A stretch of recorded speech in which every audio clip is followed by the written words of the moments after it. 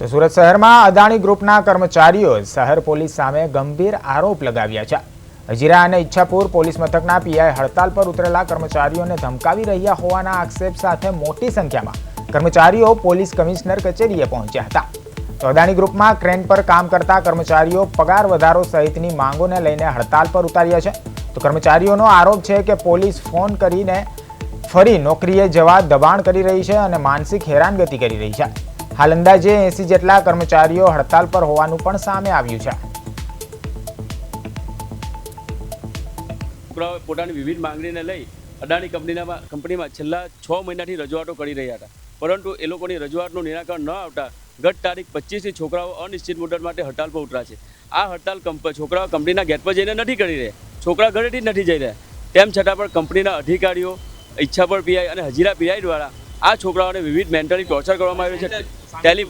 Telephonic રીતે એ લોકોને mentally torture કરવામાં આવ્યું છે કે જો તમે નોકરીએ ચાલ્યા જાઓ, પોલીસનું કામ છે લો એનો ઓર્ડર સાચવવાનું, નહીં કે કોઈ પણ છોકરાને નોકરીઓ મોકલવા માટે જબરજસ્તી કરવાની। છતાં પણ આ લોકો કોઈ પણ રાજકીય દબાણ હેઠળ આ છોકરાઓને દબાણ કરી રહ્યા છે। તો એના વિરોધમાં આજે પોલીસ કમિશનર સાહેબને અમે રજૂઆત કરવા માટે અમારી સાત માંગો હતી કે ભાઈ અમારે 3 ઓફ જોઈએ છે, 2 બેઝિક જોઈએ છે, 2 દિવાળી બોનસ જોઈએ છે, પછી સેલેરી ઇન્ક્રીઝ જોઈએ છે, ઇન્સેન્ટિવ, કન્ટેનર ઇન્સેન્ટિવ, એ વસ્તુ પર માંગ કરીએ છીએ। એ વસ્તુ અમને મળતી નથી।